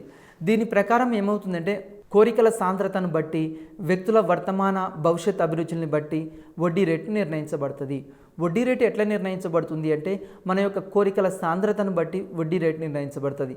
ఫర్ ఎగ్జాంపుల్ మనకు ఒక కారు కొనాలనే కోరిక బలంగా ఉందనుకోండి, ఆ కారు కొనాలా లేకుంటే బైక్ కొనాలా, ఇక్కడ కోరికల యొక్క సాంద్రతను బట్టి మనం ఏం చేస్తుంటాము అంటే వడ్డీ రేట్ అని నిర్ణయించబడుతుంది. ఫర్ ఎగ్జాంపుల్ డబ్బు అనేది ఇక్కడ వడ్డీ రేటు ఎక్కువ ఉందనుకోండి, వడ్డీ రేటు రూ. 10 రూ. 20 ఉన్నప్పుడు మనం ఏం చేస్తాం, మన యొక్క కోరిక అది బలంగా కారు కొనాలనే కోరిక ఉంది, దాన్ని వాయిదా వేసుకుంటాం. అదే ఒకవేళ వడ్డీ అనేది తగ్గిందనుకోండి, రూ. 10 ఇంట్రెస్ట్ నుంచి రూ. 2 ఇంట్రెస్ట్కి వచ్చిందనుకోండి, అంటే రూ. 1 ఇంట్రెస్ట్కో రూ. 2 ఇంట్రెస్ట్కో వచ్చిందనుకోండి, అప్పుడు ఏం చేస్తాము అంటే మన యొక్క కోరికలని ఇంతకుముందు ఏ కోరికలు అవుతున్నాయో వాటిని తీర్చుకోవడానికి ప్రయత్నం చేస్తాం. ఒక్కోసారి కోరికలు ఏం చేస్తాం, అప్పు చేసి కూడా మనం ఏం చేస్తాము, ఎక్కువ వడ్డీ కూడా ఇంట్రెస్ట్ తెస్తుంటాం. కోరికల యొక్క సాంద్రతను బట్టి వడ్డీ రేట్ నిర్ణయించబడుతుంది. ఫర్ ఎగ్జాంపుల్, అమ్మాయి మ్యారేజ్ చేయాలనుకోండి, మన దగ్గర 5 లక్షలు ఉన్నాయి, 10 లక్షలు కావాలనుకోండి, మిగతా 5 లక్షలు ఏం చేస్తాం, అక్కడ కంపల్సరీ నెసెసిటీ. ఆ కోరిక సాంద్రత ఎట్లుంది, అమ్మాయి మ్యారేజ్ అనేది ఇక్కడ ఇంపార్టెంట్ కాబట్టి ఇక్కడ ఏం చేస్తున్నాం, ఆ వడ్డీ రేట్ అక్కడ పెరుగుతుంది. మన యొక్క అవసరాన్ని బట్టి, కోరికల యొక్క సాంద్రతను బట్టి. కోరికల యొక్క సాంద్రత బలంగా ఉంటే వడ్డీ రేటు ఎక్కువగా ఉంటుంది, కోరికల సాంద్రత బలహీనంగా ఉందనుకోండి వడ్డీ రేటు తక్కువగా ఉంటుంది. అదేవిధంగా అభిరుచుల్ని బట్టి కూడా వడ్డీ రేట్ అనేది నిర్ణయించబడుతుంది. ఫర్ ఎగ్జాంపుల్, మన యొక్క అభిరుచుల ఆధారంగా, మన యొక్క అభిరుచులు అంటే సినిమాకి వెళ్ళాలా, లేకుంటే ఒక మొబైల్ ఫోన్ కొనాలా, లేకుంటే ఒక టీవీ కొనాలా, ఒక ఎల్సిడి కొనాలా, ఈ విధంగా ఒక ట్యాబ్ కొనాలా, ఇక్కడ ఈ యొక్క మానవుని యొక్క అభిరుచుల ఆధారంగా, ఈ అభిరుచుల ఆధారంగా కూడా ఇక్కడ వడ్డీ రేటు నిర్ణయించబడుతుంది అని చెప్పడం జరుగుతుంది. అదేవిధంగా ఈ సూత్రము పెట్టుబడి అవకాశాల సూత్రం, అంటే ఇన్వెస్ట్మెంట్ ఆపర్చునిటీ, ఓర్మి రాహిత్య సూత్రం, అదేవిధంగా అనే 2 సూత్రాల మీద ఇది ఆధారపడి ఉంది. ఈ వడ్డీ రేటు సిద్ధాంతం అనేది ఇక్కడ పెట్టుబడి అవకాశాల మీద. ఫర్ ఎగ్జాంపుల్, మనం అప్పుడప్పుడు ఏం చేస్తామంటే, మన దగ్గర ₹1,00,000 ఉన్నాయి, ఈ ₹1,00,000తోటి ఏం చేయొచ్చు, ఫుడ్ ప్రాసెసింగ్ ఇండస్ట్రీ పెట్టవచ్చు, లేకుంటే ఒక చాక్ పీస్ తయారు చేసే ఇండస్ట్రీ పెట్టుకోవచ్చు అనుకోండి. మనకి ఇక్కడ దేనితోటి ఎక్కువ లాభాలు వస్తున్నాయి, ఫుడ్ ప్రాసెసింగ్ ఇండస్ట్రీ పెడితే ఎక్కువ లాభాలు వస్తున్నాయా, లేకుంటే చాక్ పీసెస్ తయారు చేస్తే ఎక్కువ లాభాలు వస్తున్నాయి? ఇక్కడ పెట్టుబడి అవకాశాల మీద ఆధారపడి ఇక్కడ వడ్డీ రేట్ అనేది నిర్ణయించబడుతుందని చెప్పడం జరుగుతుంది. అదేవిధంగా మూడోది సాంప్రదాయ వడ్డీ రేటు సిద్ధాంతం.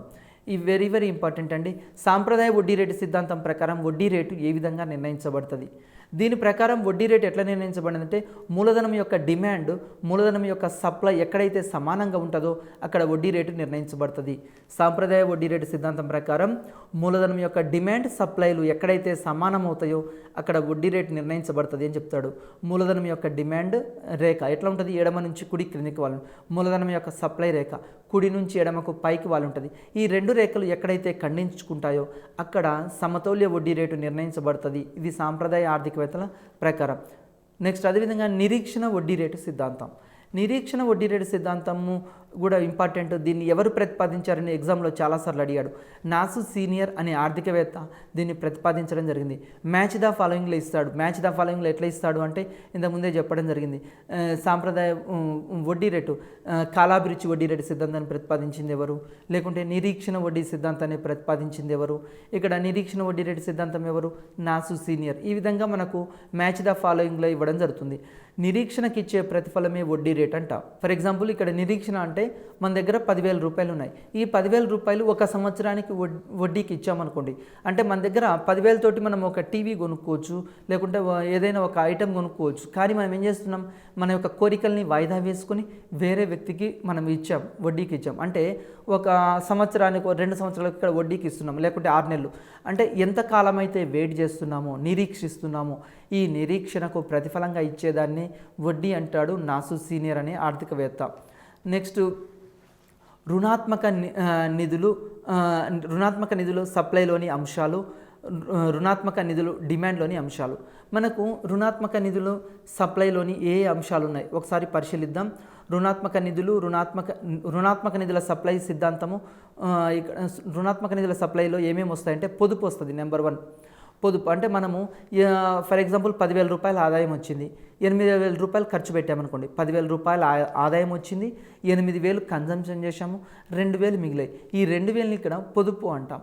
ఈ రుణాత్మక నిధుల సప్లైలో పొదుపు ఆ విధంగా. అంటే మనము మిగిలించుకున్న దాన్ని, మనం మంత్లీ శాలరీలో ఎంతైతే మిగిలిస్తున్నామో దాన్ని పొదుపు అంటాం. నెక్స్ట్ గుప్త నిధి వాడకం. ఇక్కడ గుప్తధన వాడకం, ఇది కూడా రుణాత్మక నిధుల సప్లైలో చేరుస్తుంటాం. మనం గుప్త నిధి అంటే ఫర్ ఎగ్జాంపుల్ మనము దాచిపెట్టుకుంటూ ఉంటాం, బంగారం రూపంలోనో, ప్లాట్ల రూపంలోనో, ఇండ్ల రూపంలో ఇట్లా దాచిపెడుతున్నాం. దీన్ని ఏమంటాం, ఇది అసెస్మెంట్. బంగారం ఉందనుకోండి, అది ఒక అసెస్మెంట్గా ఈ విధంగా దాచుకోవడాన్ని ఇది కూడా ఉంటుంది. అదే కాకుండా ఒక్కోసారి మనం ఏం చేస్తాం, బ్యాంక్ బ్యాలెన్స్లు పెడుతుంటాం, 2 లక్షలు 3 లక్షలు ఈ విధంగా. అంటే మన యొక్క మంత్లీ దాంట్లో ఈ సేవింగ్స్ని ఇక్కడ ఏం చేస్తాం, గుప్త నిధి వాడకం. నెక్స్ట్ మూడోది బ్యాంకు ద్రవ్యం. బ్యాంకు ద్రవ్యం మనందరికీ తెలుసు, మనకు బ్యాంకులు క్రెడిట్ కార్డ్స్, డెబిట్ కార్డ్స్, వీటి ఆధారంగా కూడా, అదేవిధంగా మన క్రెడిట్ కార్డుల ఆధారంగా కూడా మనకేం చేస్తుంటారు, బ్యాంక్ చెక్స్, ఓవర్ డ్రాఫ్ట్ అప్పుడప్పుడు ఇస్తుంటారు. ఇది కూడా రుణాత్మక నిధుల సప్లైలో వస్తుంటాయి. అదేవిధంగా పెట్టుబడి కూడా ఇక్కడ రుణాత్మక నిధుల సప్లైలో తీసుకుంటాం. మరి రుణాత్మక నిధుల డిమాండ్లో ఏ అంశాలు వస్తాయి, రుణాత్మక యొక్క నిధుల డిమాండ్లో ఏ అంశాలు వస్తాయి అంటే పెట్టుబడి డిమాండ్ అని చెప్తాం. పెట్టుబడికి డిమాండ్, తర్వాత వినియోగ డిమాండ్, గుప్త నిధులకై డిమాండ్. మనం ఏం చేస్తామంటే డిమాండ్ ఎట్లా వస్తుంది, మనం ఏదైనా ఒక ఇండస్ట్రీ పెట్టాలి, ఎంత కావాలి, 1,00,000 రూపాయలు కావాలి, ఇది ఏమిటిది, పెట్టుబడికి డిమాండ్ అంటాం. లేకుంటే ఒక పెన్ ఇండస్ట్రీ పెట్టాలి, అదేంటిది, పెట్టుబడి డిమాండ్ అంటాం. ఏదైతే మనం ఇన్వెస్ట్ చేయదలుచుకున్నామో దాన్ని పెట్టుబడి డిమాండ్ అంటాం.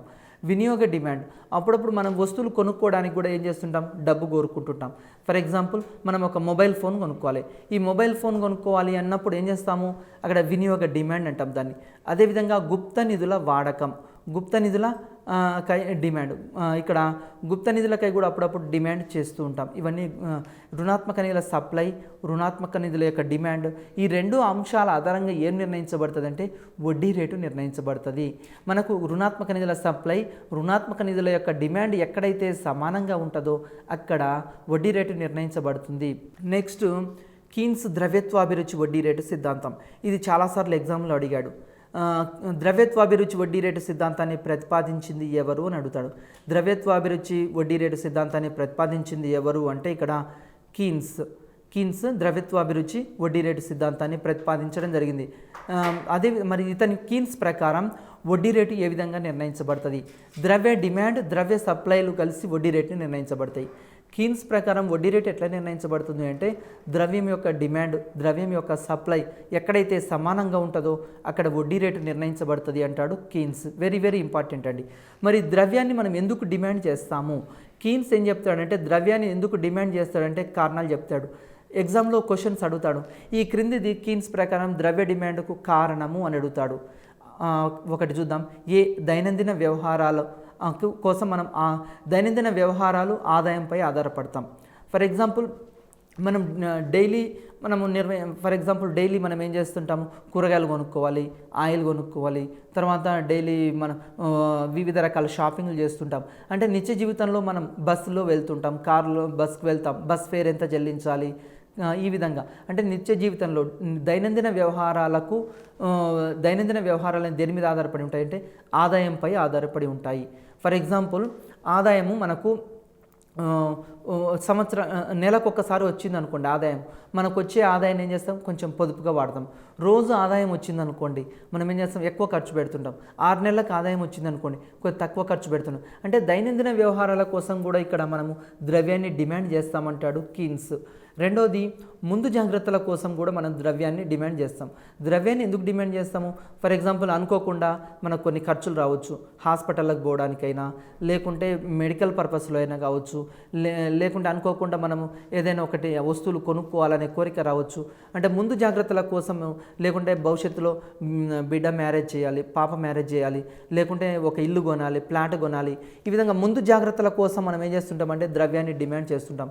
ఇది రుణాలు, ఆస్తుల అమ్మకాల అవకాశంపై ఆధారపడి ఉంటుంది. దేని మీద ఆధారపడి, ఫర్ ఎగ్జాంపుల్ మనకు ప్లాట్ ఉంది, ప్లాట్ అయితే వెంటనే అమ్ముడు పోదా. అదే బంగారం అనుకోండి, తొందరగా మనకు ఇక్కడ పోతుంది. అంటే ముందు జాగ్రత్తల కోసం కూడా ఇక్కడ ద్రవ్యాన్ని డిమాండ్ చేయడం జరుగుతుంది. కీన్స్ ప్రకారం నెంబర్ 1 దైనందిన వ్యవహారాల కోసం ద్రవ్యాన్ని డిమాండ్ చేస్తాము, ముందు జాగ్రత్తల కోసం చేస్తుంటాము. నెక్స్ట్ అదేవిధంగా స్పెక్యులేషన్ వ్యాపారం కోసం కూడా డిమాండ్ చేస్తుంటాం. దీని మీద కూడా ఇది వడ్డీ రేటు ఆధారపడి ఉంటుంది. స్పెక్యులేషన్ వ్యాపారం అంటే అంచనా వ్యాపారం అండి. ఫర్ ఎగ్జాంపుల్ ఇప్పుడు చూడండి, మనకు ఉల్లిగడ్డ ధర 10 రూపాయల నుంచి 20 రూపాయలు అయిందనుకోండి, మనం ఏమనుకుంటామని కొంతమంది వ్యాపారులు ఏం చేస్తారంటే భవిష్యత్తులో ఇంకా 50 రూపాయలు ఎద్ది, 100 రూపాయలు ఎద్దని ఉన్న స్టాక్ని దాచిపెడుతుంటారు. భవిష్యత్తులో దాచిపెట్టి దాన్ని ఎక్కువ రేటుకి అమ్ముకుంటారు ధర పెరిగినప్పుడు. దీన్ని స్పెక్యులేషన్ ట్రేడ్, లేకుంటే అంచనా వ్యాపారము, లేకుంటే సట్టా వ్యాపారము, లేకుంటే చట్టా వ్యాపారము అంటాం. దీని మీద కూడా వడ్డీ రేటు ఆధారపడి ఉంటుంది. స్పెక్యులేషన్ ట్రేడ్ పెరిగింది అనుకోండి, అంచనా వ్యాపారం పెరిగితే వడ్డీ రేటు పెరుగుతుంది, అంచనా వ్యాపారం తగ్గితే వడ్డీ రేటు తగ్గుతుంది. ఇది కూడా దీని మీద కూడా ఇక్కడ వడ్డీ రేటు నిర్ణయించబడుతుంది. కీన్స్ ప్రకారం ద్రవ్యత్వాభిరుచిని వదులుకున్నందుకు చెల్లించే ప్రతిఫలమే వడ్డీ అంటాం. అంటే మన యొక్క ద్రవ్యత్వాభిరుచిని వదులుకున్నందుకు చెల్లించే దాన్ని ఇక్కడ వడ్డీ అని చెప్పడం జరుగుతుంది. ద్రవ్యత్వాభిరుచి అంటే ఏంది? ద్రవ్యాన్ని ద్రవ్య రూపంలో కోరుకోవడం. ఫర్ ఎగ్జాంపుల్ మన దగ్గర 10,000 రూపాయలు ఉన్నాయి, ఆ 10,000 రూపాయలు అంతే ఉంచుకోవచ్చు. అట్లా కాకుండా వేరే వాళ్ళకు ఇచ్చామనుకోండి, ఆ ఇచ్చిన దాన్ని ఇక్కడ మన యొక్క ద్రవ్యత్వాభిరుచిని వదులుకొని మన కోరికల్ని వాయిదా వేసుకుని ఇతరులకు ఇవ్వడం జరుగుతుంది. ఈ విధంగా వాయిదా వేసుకుని ఇతరులకు చెల్లించినందుకే ప్రతిఫలంగా ఇచ్చేదాన్ని ఇక్కడ వడ్డీ అంటాడు కీన్స్. వడ్డీ అనేది ద్రవ్యత్వాభిరుచి, ద్రవ్యాన్ని నగదు రూపం. ద్రవ్యత్వాభిరుచి అంటే ఏంటంటే ద్రవ్యాన్ని నగదు రూపంలో ఉంచుకోవాలనే కోరికని ఇక్కడ ద్రవ్యత్వాభిరుచి అంటాం. ద్రవ్యాన్ని ద్రవ్య రూపంలో ఉంచుకోవడాన్ని ఇక్కడ ద్రవ్యత్వాభిరుచి అంటాం. ఈ ద్రవ్యత్వాభిరుచి వల ఇది వెరీ వెరీ ఇంపార్టెంట్, ఎగ్జామ్లో అడుగుతాడు. ద్రవ్యత్వాభిరుచి వలని ఇక్కడ ఈ లిక్విడిటీ ట్రాప్ అంటాం. ద్రవ్యత్వాభిరుచి వల దీన్ని ప్రతిపాదించింది ఎవరు అని అడుగుతాడు ఎగ్జామ్లో. ఈ ద్రవ్యత్వాభిరుచి వలను ప్రతిపాదించింది ఎవరు చెప్పడం జరిగింది అంటే ద్రవ్యత్వాభిరుచి వల గురించి జేఎం కీన్స్ చెప్పడం జరిగింది. వెరీ వెరీ ఇంపార్టెంట్, చాలాసార్లు అడిగాడు. లిక్విడిటీ ట్రాప్ని ఎవరు చెప్పడం జరిగింది? ఈ లిక్విడిటీ ట్రాప్ని ఎవరు చెప్పారు అంటే కీన్స్ చెప్పడం జరిగింది. వడ్డీ రేటు ఒక స్థాయి దాటిన తర్వాత దానిలో తగ్గుదల ఉండదనే పరిస్థితిని ద్రవ్యత్వాభిరుచి అంటాం. ఫర్ ఎగ్జాంపుల్ వడ్డీ రేటు ఒక స్టేజీ దాటింది అనుకోండి, దానికంటే ఇంకా తగ్గదు. ఫర్ ఎగ్జాంపుల్ వడ్డీ రేటు 10 రూపాయల నుంచి 5 రూపాయలు, 5 రూపాయల నుంచి 3 రూపాయలు, 3 రూపాయల నుంచి 2 రూపాయలు, ఇంక 2 రూపాయల కంటే తగ్గలేదు అనుకోండి, ఆ తగ్గకుండా ఏదైతే ఉంటుందో దాన్నే ద్రవ్యత్వాభిరుచి అని ఇక్కడ చెప్పడం జరుగుతుంది. ఇక్కడ చూడండి, ద్రవ్యత్వాభిరుచి వల్ల ఓఎక్స్ అక్షంపై ద్రవ్యాన్ని తీసుకోవడం జరిగింది, ఓవై అక్షంపై వడ్డీ రేటును తీసుకోవడం జరిగింది. ఇక్కడ ఎల్పి ఈ ద్రవ్యత్వాభిరుచి వల్ల ఎట్లా ఉంది, 10 రూపాయల నుంచి వడ్డీ చూడండి 5 రూపాయలకు రాగానే అక్కడ ఏమైంది, ఓఎక్స్ అక్షానికి సమాంతరమైంది ఎల్పి రేఖ, ఓఎక్స్ అక్షానికి సమాంతరమైంది. ఈ సమాంతరమైన దాన్ని ఇక్కడ ద్రవ్యత్వాభిరుచి వల అంటాం. ఈ ద్రవ్యత్వాభిరుచి వల ఈ 5 రూపాయల కంటే ఇక్కడ అంటే 5 రూపాయలు కాకుండా జనరల్ 3 రూపాయలు 2 రూపాయలు తీసుకోవచ్చు. దీనికంటే ఇక వడ్డీ తగ్గదు. ఏదైతే మినిమం ఉందో ఆ మినిమాన్ని ఇక్కడ ఏమంటాము అంటే ఇక ద్రవ్యత్వాభిరుచి వల అంటాం. దానికంటే తక్కువ ఇక రాదు. ఫర్ ఎగ్జాంపుల్ 2 రూపాయలు ఇంట్రెస్ట్ అనుకోండి, 2 రూపాయల కంటే ఇక తక్కువ ఇవ్వడానికి ఎవరు ముందుకు రారు. ఎందుకంటే ద్రవ్యాన్ని ద్రవ్య రూపంలో తన దగ్గరనే ఉంచుకుంటారు వాళ్ళు. నెక్స్ట్ పటంలో ద్రవ్యత్వాభిరుచి రేఖ ఓఎక్స్ అక్షానికి సమాంతరంగా ఉంది. ఎగ్జామ్లో అడగొచ్చు, ద్రవ్యత్వాభిరుచి వల్ల ఏ విధంగా ఉంటుంది? ఓఎక్స్ అక్షానికి సమాంతరంగా వడ్డీ రేటు 10 రూపాయల నుండి 5 రూపాయలకు తగ్గిన తర్వాత ఇంకా ఒకవేళ డిమాండ్ అనేది ద్రవ్య డిమాండ్ 2 నుండి 4కి పెరిగినా కానీ వడ్డీ రేటుకి అంతకంటే తగ్గదు. ఈ తగ్గకపోవడాన్ని ఇక్కడ ద్రవ్యత్వాభిరుచి వల అంటాం. ఈ స్థితినే ద్రవ్యత్వాభిరుచి వలయం అంటాం. కీన్స్ ప్రకారం స్వల్పకాలంలో ద్రవ్య డిమాండ్ పెరిగితే వడ్డీ పెరుగును, లేదా దీనికి వ్యతిరేక స్థితి ఉండును. స్వల్పకాలంలో జనరల్గా ద్రవ్యానికి డిమాండ్ పెరిగిందనుకోండి, వడ్డీ రేటు పెరుగుతుంది. ఆధునిక వడ్డీ రేటు సిద్ధాంతం దీన్ని ప్రతిపాదించింది ఎగ్జామ్లో క్వశ్చన్ చాలాసార్లు అడిగాడండి. దీన్ని ఐఎస్ఎల్ఎం థియరీ అంటాం. హిక్స్, లెర్నర్, హన్సన్ అనే ఆర్థికవేత్తలు ప్రతిపాదించడం జరిగింది. వీళ్ళు సాంప్రదాయ, నవ్య సాంప్రదాయ, కీన్స్ ఈ యొక్క ద్రవ్యత్వాభిరుచి సిద్ధాంతాల ఆధారంగా ఈ ఆధునిక వడ్డీ రేటు సిద్ధాంతాన్ని హిక్స్ అండ్ లెర్నర్ మరియు హన్సన్ ప్రతిపాదించడం జరిగింది. ఎగ్జామ్లో ఇంపార్టెంట్ ఇది కూడా. ఆర్థిక వ్యవస్థలో 2 రంగాలు ఉంటాయని, ఒకటి ద్రవ్య రంగం, రెండోది వస్తువుల రంగం అంటాం. ఈ 2 రంగాలు ఎక్కడైతే సమతౌల్యంలో ఉంటాయో దాన్ని తీసుకోవడం జరిగింది. కీన్స్ సిద్ధాంతం ప్రకారం ఇక్కడ ఏం చేస్తున్నాము, ద్రవ్య రంగము తర్వాత ద్రవ్య రంగంలో ద్రవ్య సమతౌల్యం ఏంటంటే ద్రవ్య సప్లై, ద్రవ్య డిమాండ్ సమానంగా ఉండాలి. వస్తు రంగంలో ఇక్కడ పొదుపు, పెట్టుబడులు సమానంగా ఉండాలి అని సాంప్రదాయ ఆర్థికవేత్తలు ప్రతిపాదించారు. కీన్స్ ప్రతిపాదించిన సిద్ధాంతంలోని ద్రవ్య రంగాన్ని తీసుకోవడం జరిగింది. అంటే ఆధునిక ఆర్థికవేత్తలు ఆధునిక వడ్డీ రేటు సిద్ధాంతాన్ని హిక్స్ ఎట్లా తీసుకున్నాడు అంటే ద్రవ్య రంగంని ద్రవ్య డిమాండ్, ద్రవ్య సప్లై కీన్స్ ప్రతిపాదించిన దీన్ని తీసుకున్నాడు. సాంప్రదాయ ఆర్థికవేత్తలు చెప్పిన పొదుపు, పెట్టుబడులు ఈ 2 సమానంగా ఉండాలి. ఈ ఐఎస్ఎల్ఎం అనే ఈ 2 రేఖలు ఆధారంగా ఎక్కడైతే సమతౌల్యాలు ఉంటాయో అక్కడ వడ్డీ రేటు నిర్ణయించబడుతుంది అని ఆధునిక ఆర్థికవేత్తలు చెప్పడం జరిగింది. ఐఎస్ రేఖ వాస్తవిక సమతౌల్యం తెలుపుతుంది. అంటే వివిధ ఆదాయాల స్థాయి వద్ద పొదుపు, పెట్టుబడుల ఆధారంగా ఇక్కడ వడ్డీ రేటు నిర్ణయించబడుతుంది. ఈ ఆదాయం పెరిగితే వడ్డీ రేటు ఏమైతే తగ్గుద్ది. జనరల్గా ఆదాయం 10,000 నుంచి 20,000 అయిందనుకోండి, వడ్డీ రేటు కూడా తగ్గుతుంది. ఒకవేళ ఆదాయం తగ్గింది అనుకోండి, వడ్డీ రేటు పెరుగుతుంది. ఆదాయానికి వడ్డీకి ఏ సంబంధం ఉంటుందంటే విలోమ సంబంధం ఉంటుంది. ఆదాయానికి వడ్డీ రేటుకి మధ్య విలోమ సంబంధం ఉంటుంది. ఎడమ నుంచి కుడికి క్రిందికి వాలు ఉంటుంది.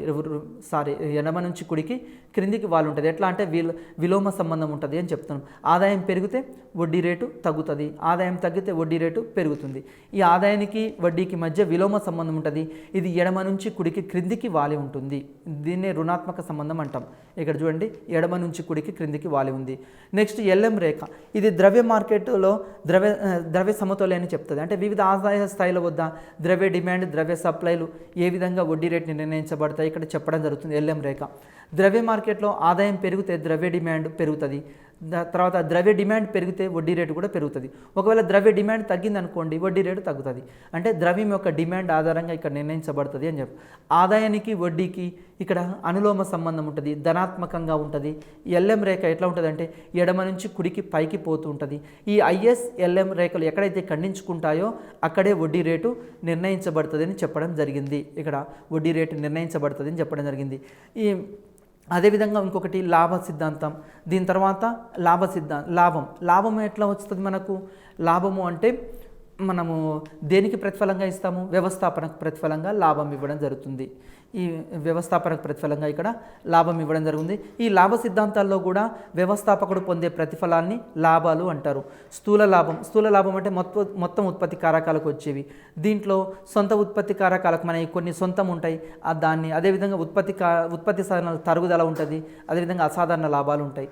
రెండవది నికర లాభం. ఈ నికర లాభం అంటే ఏంటి అంటే మనకు స్థూల లాభంలో నుంచి ఈ సంస్థల మనుగడ కోసం అవసరమే వాటిని. ఇక్కడ లాభ సిద్ధాంతాలు ఎగ్జామ్లో మ్యాచ్ ద ఫాలోయింగ్లో ఇస్తాడు.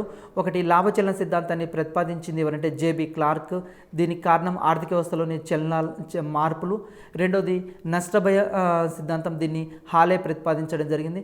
ఇతని ప్రకారం నష్టభయాన్ని భరించినందుకే ఇక్కడ నష్టభయాన్ని భరించినందుకు వడ్డీ రేటు ఉంటుంది, ఇక్కడ లాభం వస్తుంది అని చెప్పడం జరిగింది. ఈ లాభ సిద్ధాంతాలు కూడా మ్యాచ్ ద ఫాలోయింగ్లో ఇస్తాడు. దీన్ని మొత్తం ఇప్పుడు మనం చర్చించిందంతా ఏంటి అంటే ఇక్కడ పంపిణీ సిద్ధాంతం చెప్పడం జరిగింది. అంటే ఉత్పత్తి కారకాలు 4. ఈ 4 ఉత్పత్తి కారకాల యొక్క ఉత్పత్తి ఆధారంగా ఏ విధంగా వాటి యొక్క ధరలు నిర్ణయించబడతాయి, ఉత్పత్తి కారకాలకు ఏ విధంగా ధరలు నిర్ణయించబడతాయి చూడడం జరిగింది. ఎగ్జామ్లో ఇవన్నీ చూసుకుంటే సరిపోతుంది. నమస్తే.